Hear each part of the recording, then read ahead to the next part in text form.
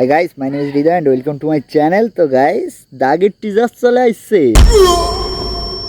জেলের দাগ একবার যা লাগছে সেই দাগই।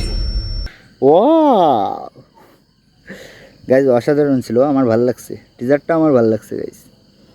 ডায়লগ, তারপর ব্যাকগ্রাউন্ডের যে ন্যারেশন চলতেছিল ওটা অসাধারণ ছিল, এবং কালার গ্রেডিং, আমার মনে হয় স্টোরিটা অনেক ভালো হবে। অনেক লোক দেখি কম্পেয়ার করতেছে শাকিব খানের বরবাদের সাথে, তো আমি বলতে চাই দুইটা দুই ধরনের সিনেমা, তো কম্পেয়ার করা যায় না, দুইটা দুই জনরার সিনেমা, তো কম্পেয়ার করার এখানে কিছু নাই। তো দাগের টিজার আমার কাছে ভালো লাগছে, আর আফরান নিশোর লুক ওয়াও, আর পিছনে যে ন্যারেশন চলতেছিল ওটা অস্থির একটা ন্যারেশন দিছে পিছনে ব্যাকগ্রাউন্ডে, আর কালার গ্রেডিং অনেক সুন্দর হয়েছে। সিনেমার ভিজুয়ালটা আমার খুব ভালো লাগছে, সিনেমা বলতেছি টিজারের যে ভিজুয়ালটা আমরা দেখছি ওটা অনেক ভালো লাগছে।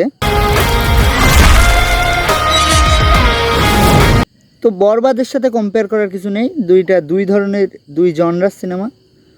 তো আফরান নিশো অনেক দিন পর কামব্যাক করলো, আমি বুঝতে পারছিলাম যে একদিন যখন কামব্যাক করবে ভালো মতোই করবে, আর শাকিব খানের ফ্যানরা দেখি আফরান নিশোর নামে ভালো কিছু বললে অযথা চেতে যায়।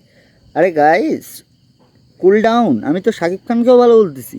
আর শাকিব খানের কিছু ফ্যান আছে যারা অনেক মূর্খ, আই নো, আমি এই মূর্খদের জন্য আমি শাকিব খানকে খারাপ বলবো না, কারণ আমি তুফান দেখার পরে শাকিব খানের ফ্যান হয়ে গেছি, এটা ঠিক।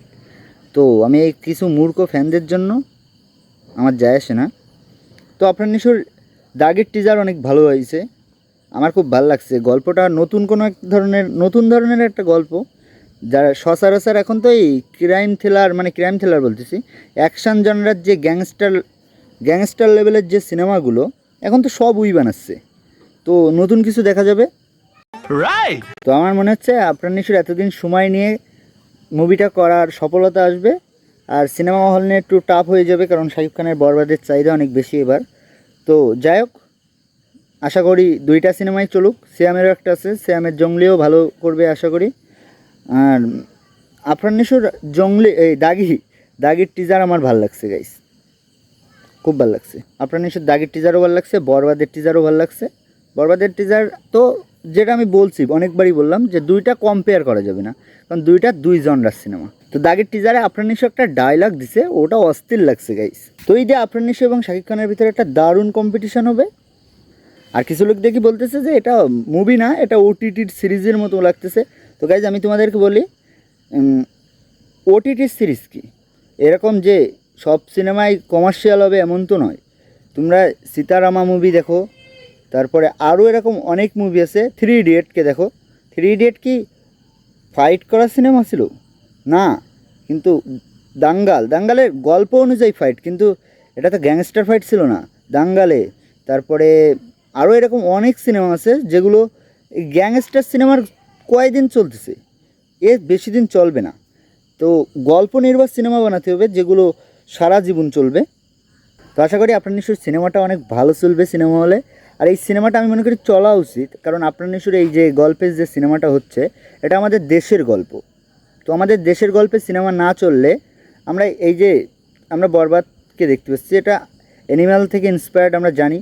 তো এরকম বাইরের দেশের সিনেমা কয়েকটা চলা সম্ভব এবং এনজয় করা যায়, কিন্তু আমাদের দেশের সিনেমা যেমন আমরা মালায়ালাম ইন্ডাস্ট্রির দিকে যদি দেখি, ওরা ওদের রিজনাল যে গল্পগুলো নিয়ে সিনেমা বানায়, ওইগুলো যখন চলে এগুলো দিয়ে ইন্ডাস্ট্রি বড় হয়।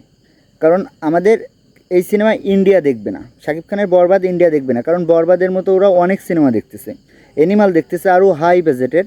তো আমার মনে হয় দাগির মতো সিনেমা আসা দরকার ইন্ডাস্ট্রি বড় হওয়ার জন্য।